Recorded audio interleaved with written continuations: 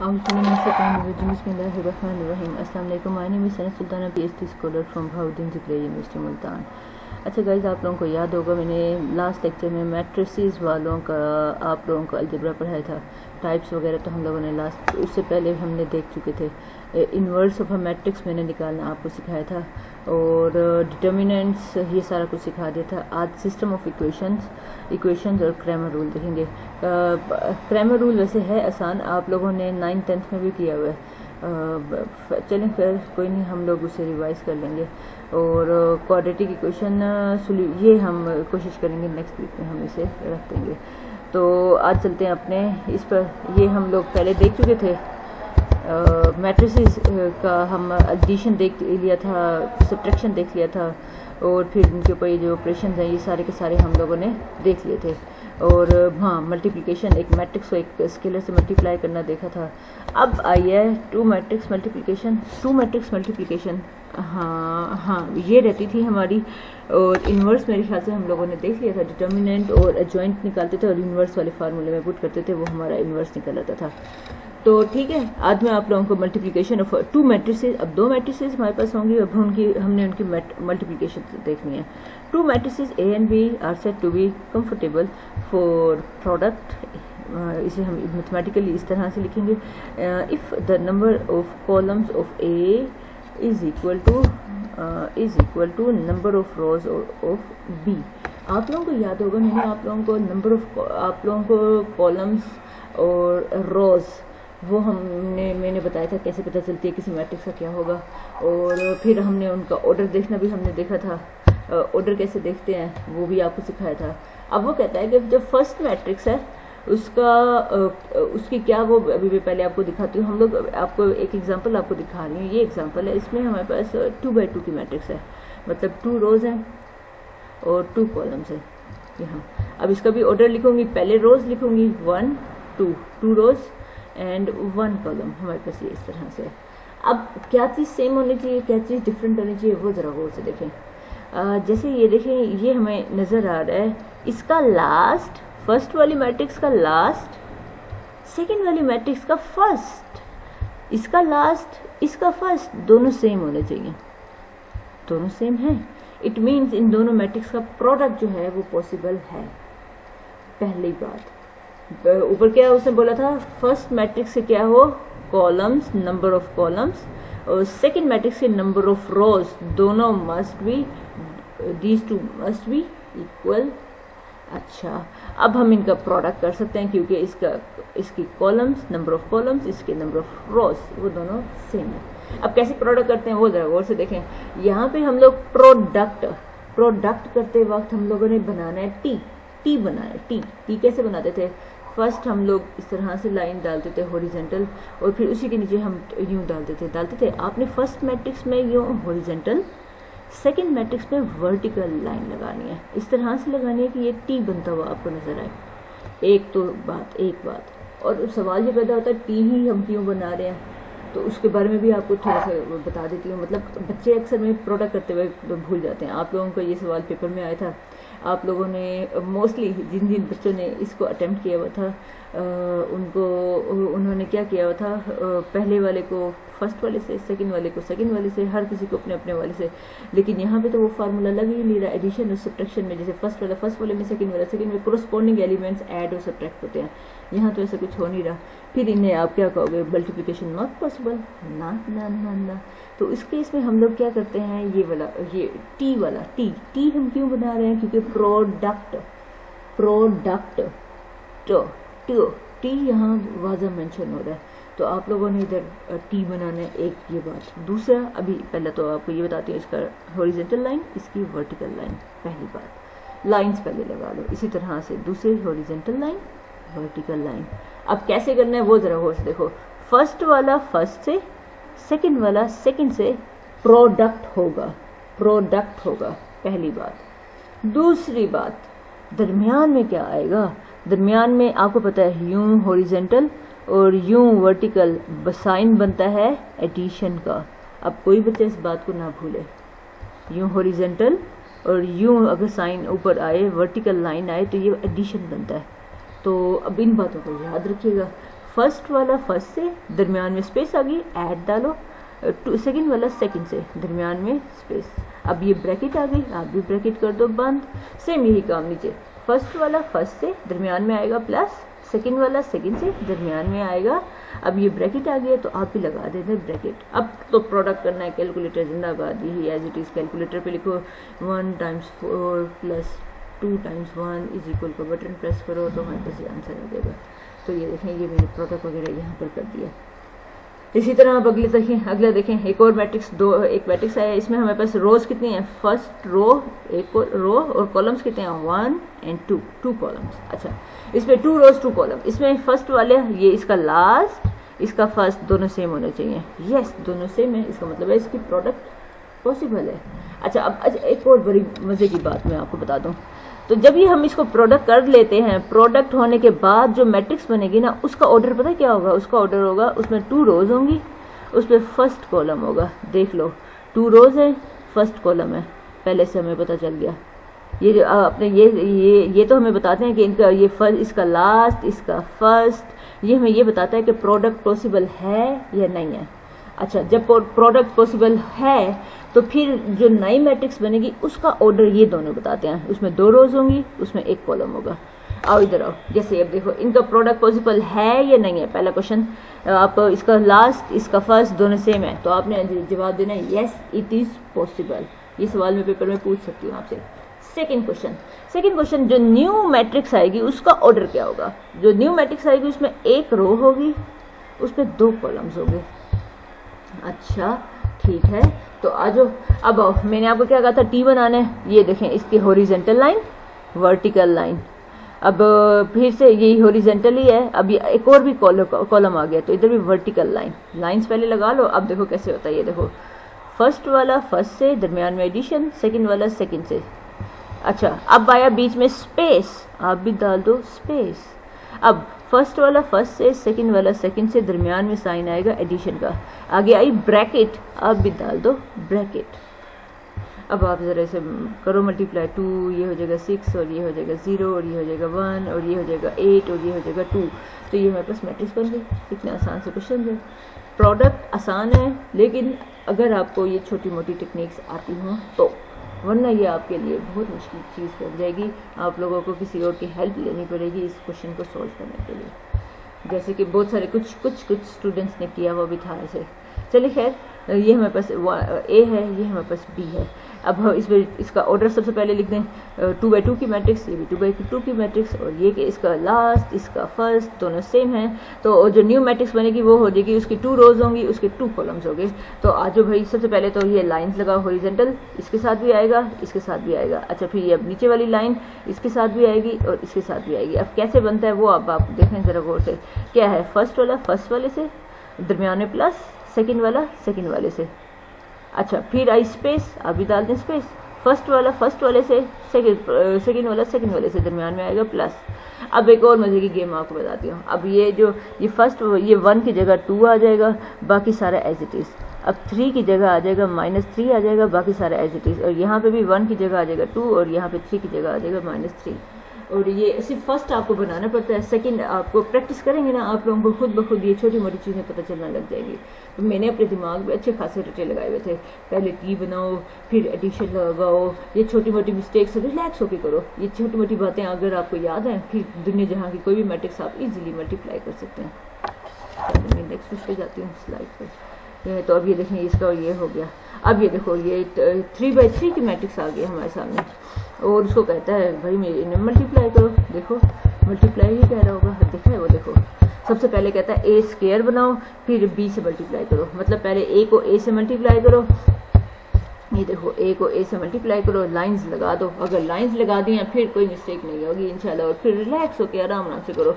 First आपकी बनेगी, second वाले में फर्स्ट 2 की जगह 1 आ जाएगा, बाकी सारा एज इट इज़। 1 की जगह ये -1 की जगह 2 आ जाएगा, 0 की जगह -3 आ जाएगा, इन सारों में यही चेंजिंग।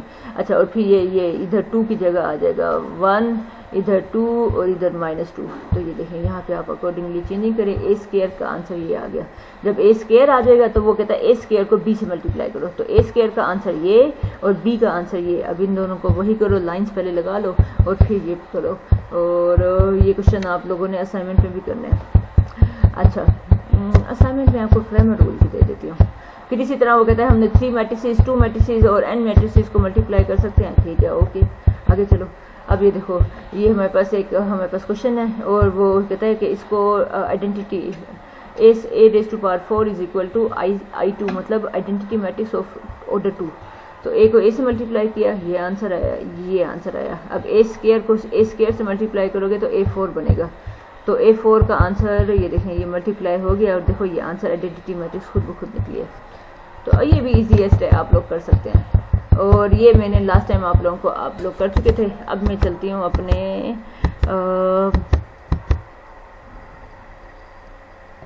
ये देखो, अब आपने प्रोडक्ट रूल आप लोगों ने पढ़ लिया है। अब प्रोडक्ट करना आप लोगों के लिए कोई मुश्किल नहीं है। वो कहता है, ये देखो एग्जांपल नंबर 2 है, ये दिया हुआ है। वो कहता है a को a ट्रांसपोज से मल्टीप्लाई करो, a को a ट्रांसपोज से मल्टीप्लाई करो। अब a मैट्रिक्स ये है, इसका ट्रांसपोज ले लो, तो उन दोनों का प्रोडक्ट करो और उसका आंसर ये आएगा।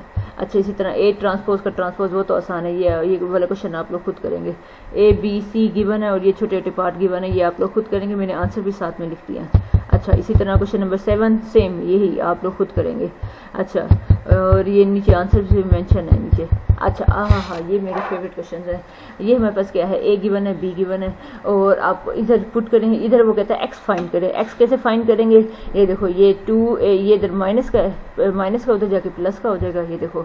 अच्छा, ये 3 इधर मल्टीप्लाई हो रहा है, उधर जाके डिवाइड हो जाएगा। x अकेला हो गया। अब ये वाला काम करना है, 2 को a से मल्टीप्लाई, ये देखो a की वैल्यू इधर पुट कर दो, b की वैल्यू इधर पुट कर दो, 2 को पहले अंदर मल्टीप्लाई कर दो सारों से, ये आंसर आएगा। प्लस, अब ये दोनों प्लस हो रहे हैं, इन दोनों को प्लस कर दो, तो प्लस होने के बाद जो शक्ल बने, अब ये 3 डिवाइड हो रहा है, 3 इन सारों से डिवाइड कर दो, ये हमारे पास x निकल आया। सेम अगला पार्ट आप लोग खुद करेंगे। और ये आया a b c गिवन है और ये चलें, खैर ये वाला क्वेश्चन आप ना करें, आगे चलते हैं। ये डिटर्मिनेंट आप लोग कर चुके थे, singular, non singular, adjoint, inverse, या 2x2 मैट्रिक्स का आप लोग निकाल चुके थे। इस एग्जांपल में मैंने एंड किया था। अब ये देखें, इनवर्स तो आप लोगों ने निकाल लिया था, लेकिन अब ये वाली चीज़ हमने वेरीफाई नहीं की थी। ये क्योंकि मैंने आपको मल्टीप्लिकेशन नहीं पढ़ाई हुई थी, इसलिए मैंने इसे यहीं पर स्टॉप कर दिया था। तो आज मैंने आपको मल्टीप्लिकेशन सिखा दिया है। अब आप a को a इनवर्स का जो आंसर निकलेगा, a इनवर्स का ये आंसर निकलेगा। पहले एडजॉइंट, लास्ट लेक्चर में मैंने एडजॉइंट डिटर्मिनेंट बनाना आपको सिखाया था।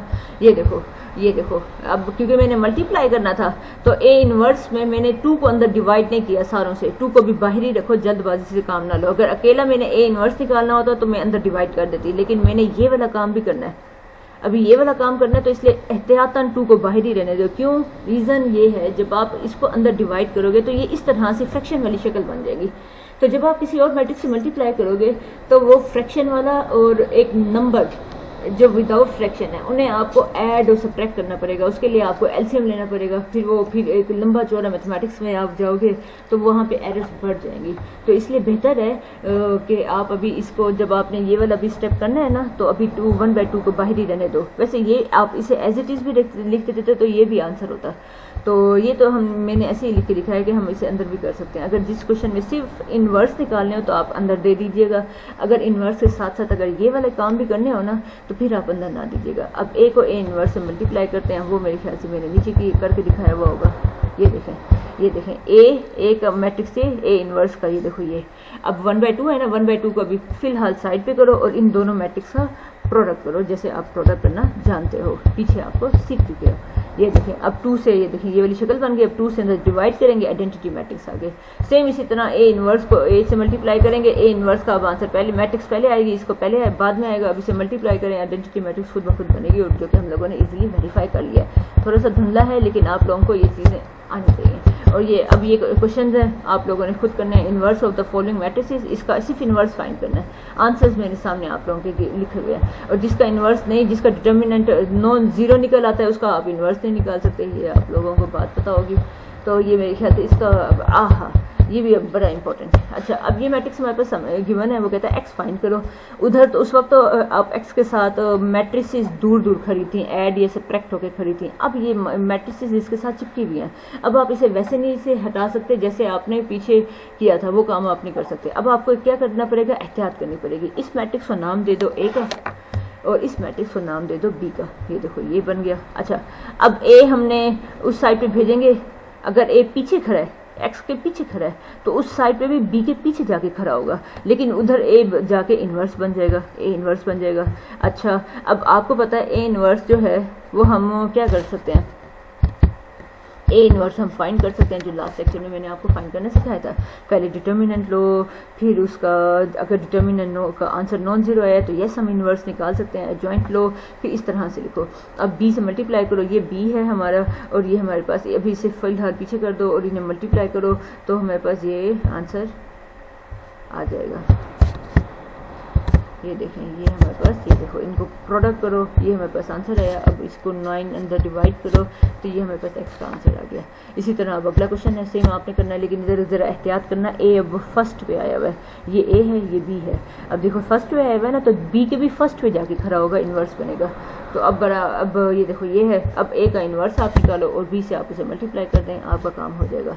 तो ये क्वेश्चन आप लोग करें, सोल्यूशन आप लोगों के सामने मेंशन है। इसी तरह अब ये वाला काम, इसको आप नाम दे दो, इसको नाम दे दो, कोई भी नाम दे दो। जैसे आप इधर पहले उधर एक्स फाइंड करना था, अब इधर एक्स की जगह ए आ गया, तो क्या हुआ, काम आपने वही करना है जो आपको ऊपर मैंने सिखाया।